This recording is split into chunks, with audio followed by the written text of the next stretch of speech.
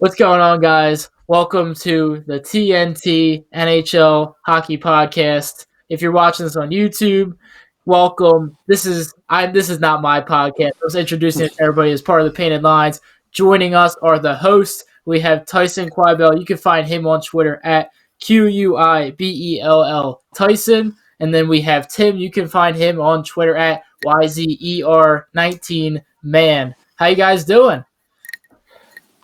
Doing well. Doing good. Thanks for having us, Jack.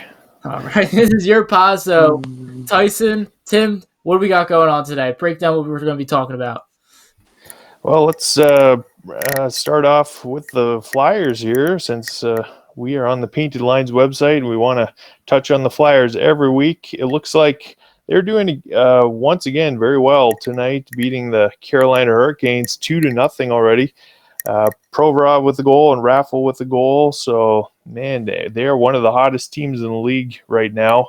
I was just looking at the standings. What have they won? 8 games in a row now? 7 games in a row? They are on fire. So, what do you think about that, Tyson?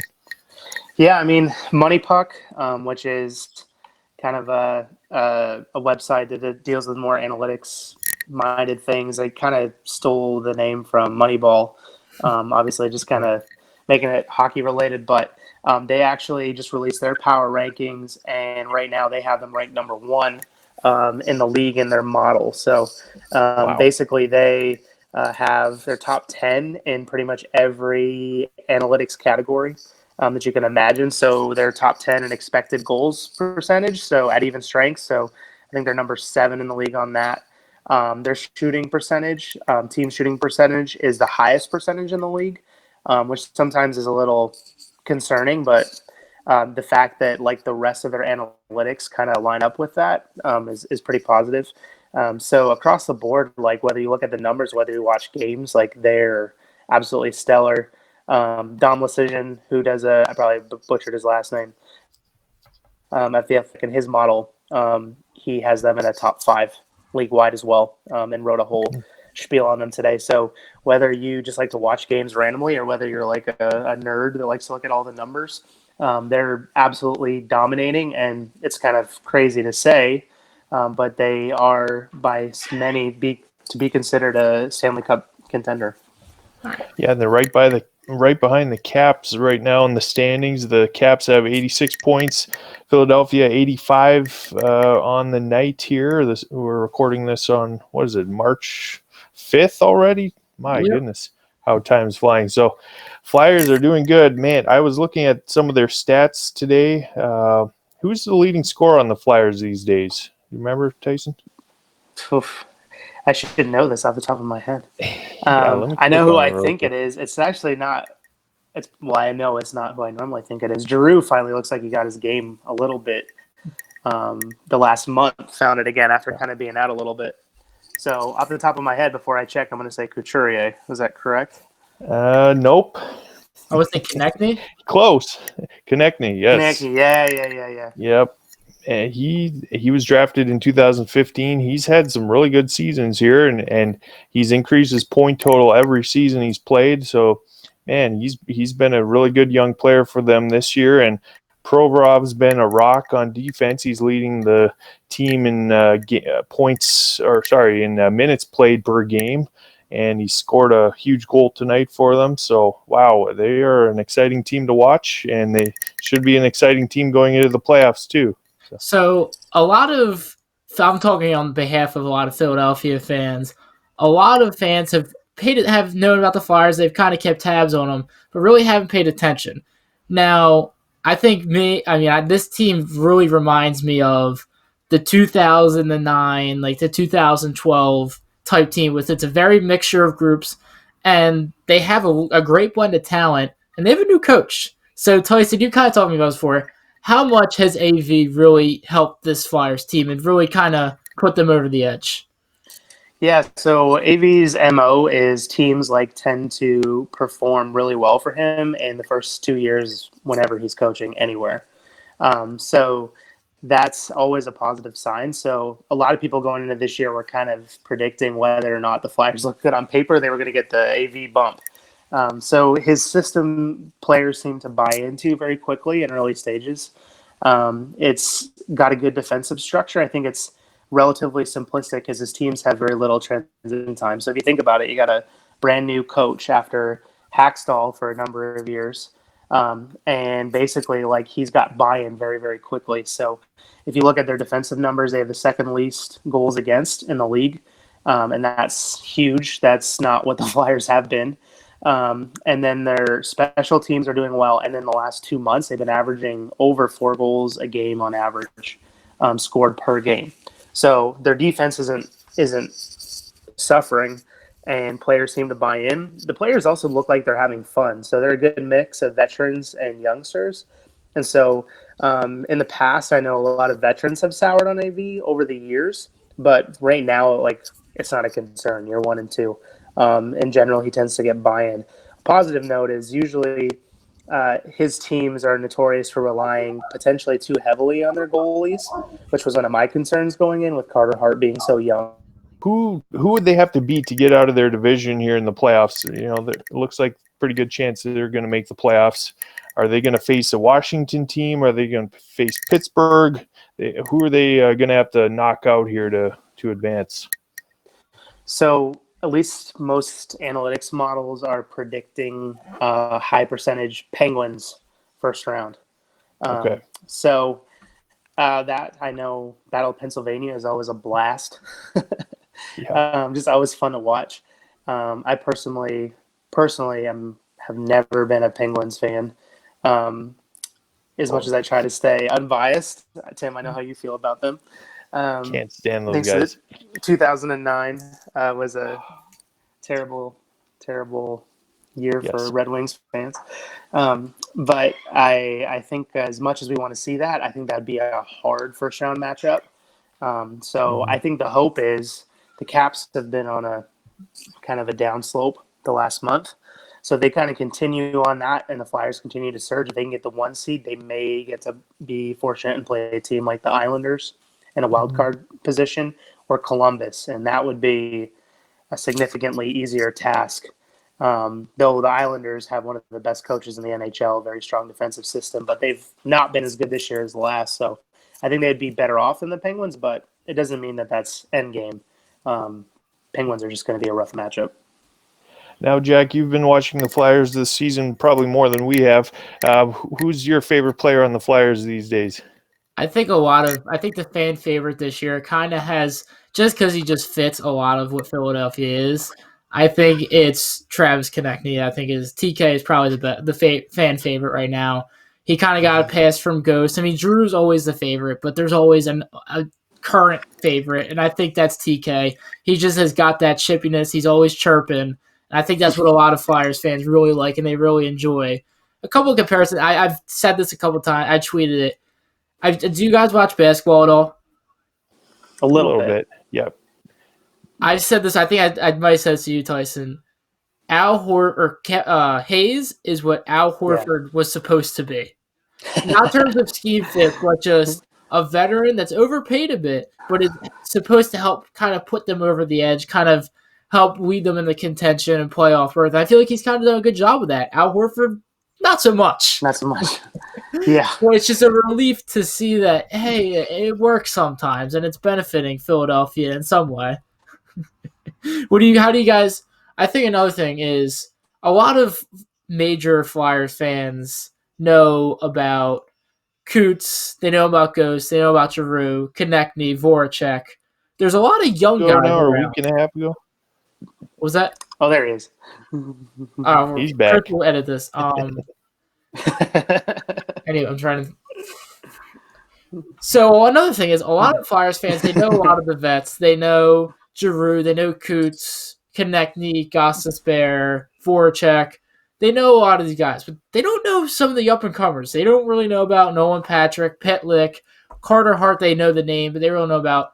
Can you guys kind of talk me through these young guys and what the future of the Flyers really looks like in terms of the other farms and the rest of the NHL and the other young prospects?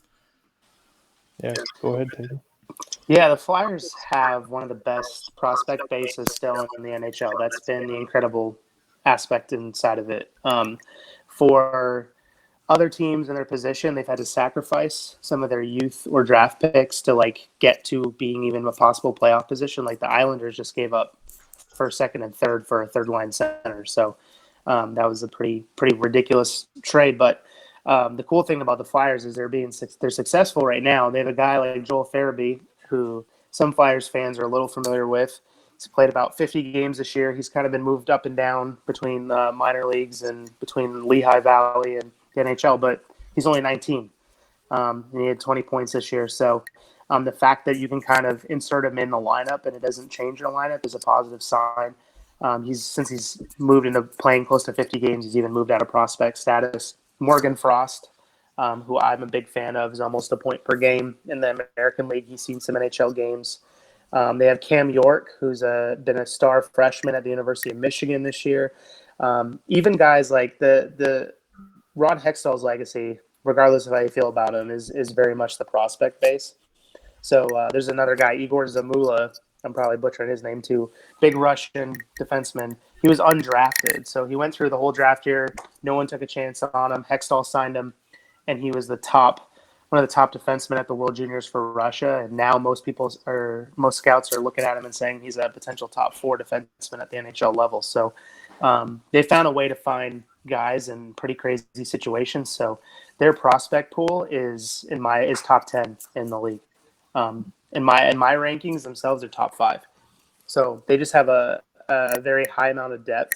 They may not have a bunch of like superstar potential, but they got a bunch of top 6 forwards and potential top 4 defensemen. So they're absolutely loaded. Well, I want to make this comparison. I'm a basketball guy, so I'm making a lot of basketball comparisons here. Do you think it's fair to kind of say their NBA best comparison team would be the Miami Heat? Sort of, they're a contender with a nice blend of a mixture of both. You got veterans and you got up and comers. Do you think that's the best comparison for the Flyers in the NBA?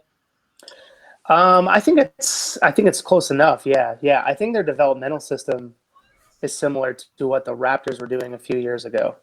That's a comparison that I've often thought of as well. Obviously, thinking a few years ago with a lot of the younger guys that were key cogs to their NBA championship last year. But yeah, I mean, I think that sort of makes sense. Yeah, even just thinking of guys they've been able to bring in like Bunnyman, or Bunnyman, as we like to call him, playing a handful of games, or Carson Twarynski. They just seem to be able to call up guys. Nick Obkubel, he's been amazing since he's been called up. He was on waivers earlier in the year, and suddenly he's just been an amazing third, fourth line player. Very, very solid. So, yeah, it's been really good. One more thing. So, obviously, we've talked about this. The Flyers have kind of seen as up and more and more Stanley Cup favorites. Do you believe the hype? Do you think they are here to stay? Are they legit, or is this just a hot streak? I think they're definitely can be in contender standing. I think the main issue as always is the playoffs are almost like a reset. We saw that with Tampa last year, where you have Tampa set the NHL points record last year for wins and points in a season, and they were swept in 4 games by Columbus. So because of the NHL's hard cap system, there's just this forced parity in the league where really the difference between the first place team and the team that squeaks in is less than it can seem. And so for that reason, like, there's a part of me that wants to say, like, yeah, there's a lot of similarities between the Flyers and the Blues from last year that are like they're hot at the right time. It's a good time to be dominant, but at the same time, the beginning of the playoffs can be a reset. And if you get the wrong matchup, I'm a Leafs fan, so the last 3 years the wrong matchup has been Boston, and the wrong matchup this year again is looking like it's going to be Boston. So it's just 2 different teams with different styles of play, and so playoffs can expose that. So I would say I'm cautiously optimistic of the Flyers, but I have them at this point I would put them in contender category. All right. Yeah. Now, Jack, you have the game on in the background. What just happened there? I didn't see who scored, but Carolina looked like they got a rebound shot score, if I saw it correctly. So it is now 2-1 Philadelphia, about 16 left in the third period. So all right, they got to pull this one off. It's an important game for them because Carolina is right there with them in the standings too. So we'll see. That's some Flyers updates for all you Flyers fans out there. We appreciate you joining us on this Thursday evening. Let's go on to some trade deadline action that happened. Well, it was a week and a half ago now, end of February there. Time flies for sure. Man, there were some big moves. It was kind of surprising when it all shook out at the end of the trade deadline, how many players were moved, how many picks were moved. I wasn't expecting it to be that active this year, but it was one of the more active years in recent memory that I can remember. Tyson, can you recall any of the bigger moves that were made that stood out to Flyers you? just scored. Hey, good for them. 3-1. Yeah, I mean, so this trade deadline was crazy. I think I predicted it would be a not super busy deadline because there was so much movement before.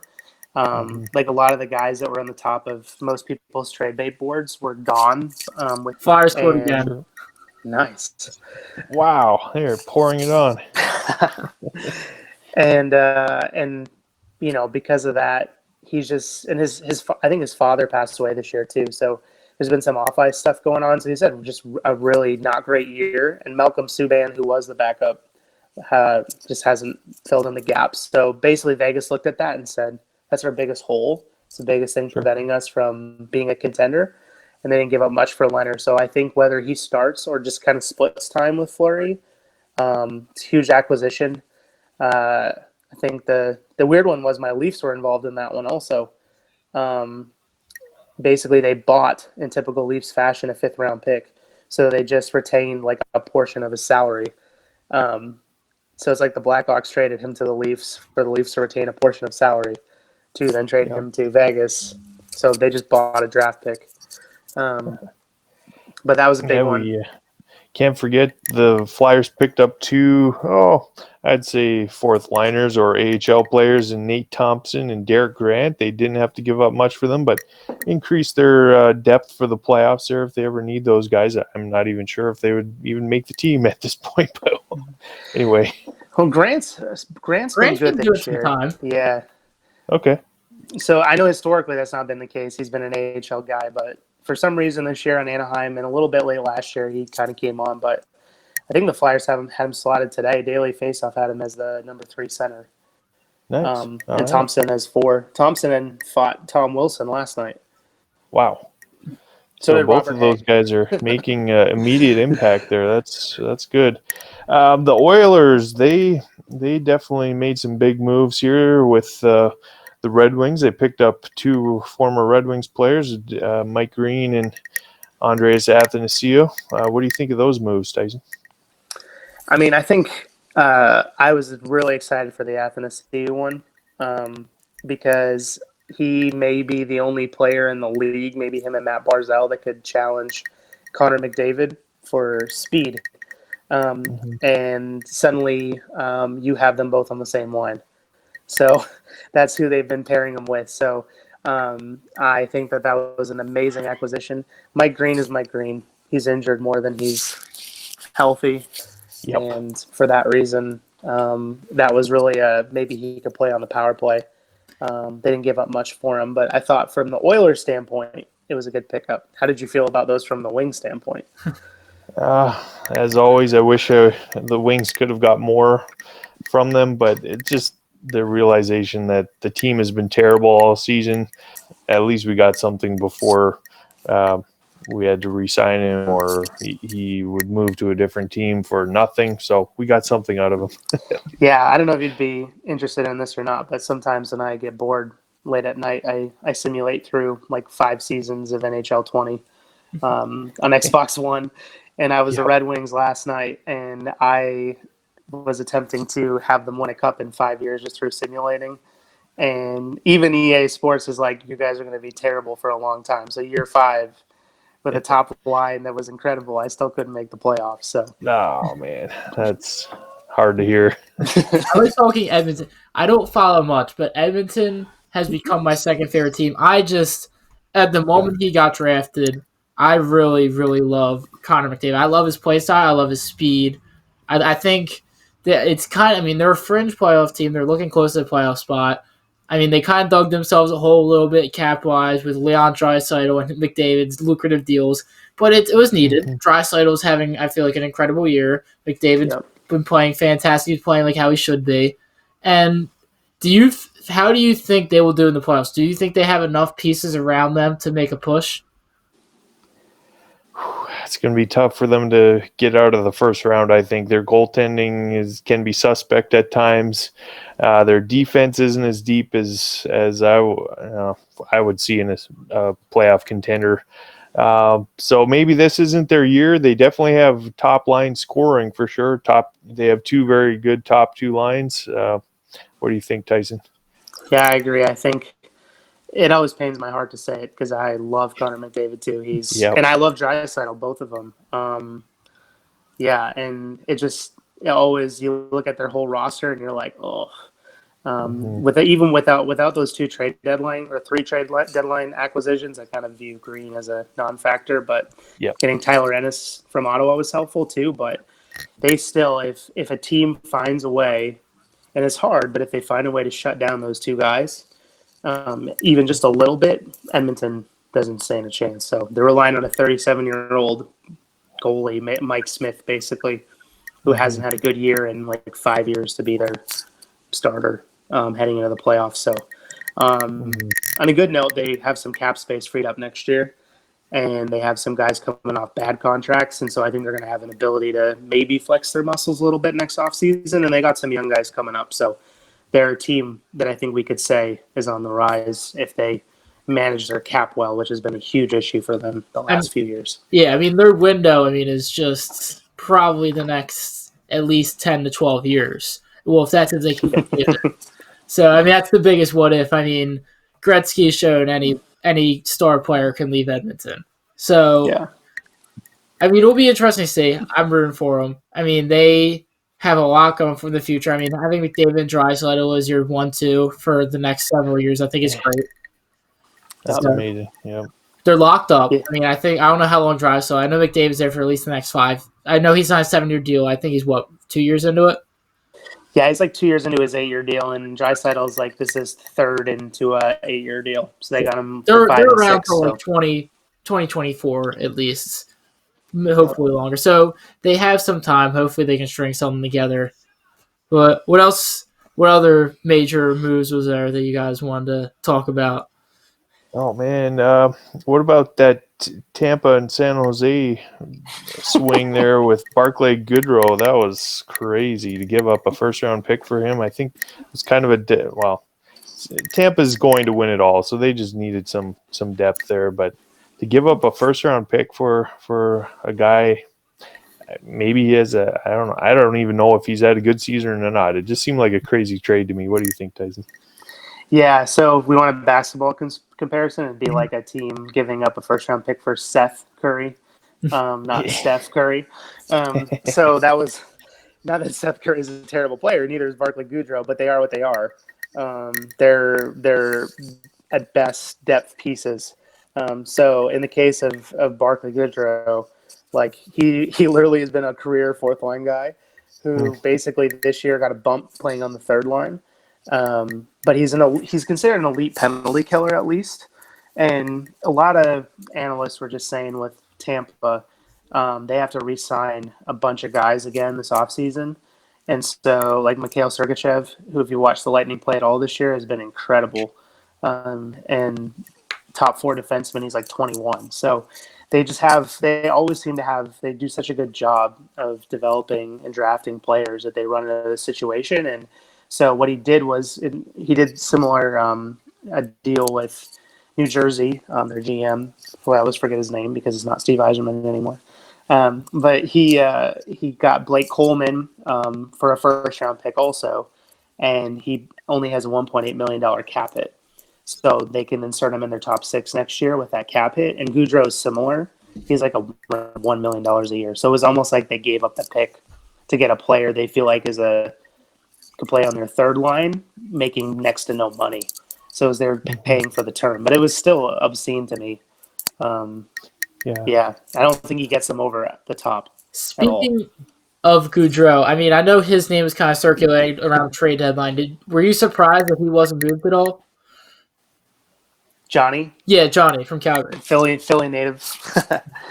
I was not surprised he wasn't moved. I don't think you don't find players like him very often. So unless a team was going to knock the door down with a package, there was that funny rumor when he went to go take a pee, and the media was like, "Oh, he left the ice," but literally he came back, and they were like, "Oh, did you get a call that you maybe got traded?" He's like, "No, I had to pee." But it was all over the news in Canada. It was pretty funny. All right, guys, thanks for joining the TNT podcast. You can follow Tyson on Twitter at QuinBellTyson, QuinBell Tyson, and myself on Twitter at JackConnellTPO, and Tim at YZER19MAN. Be sure to follow them, check it out, and be keeping in tune for some more podcasts.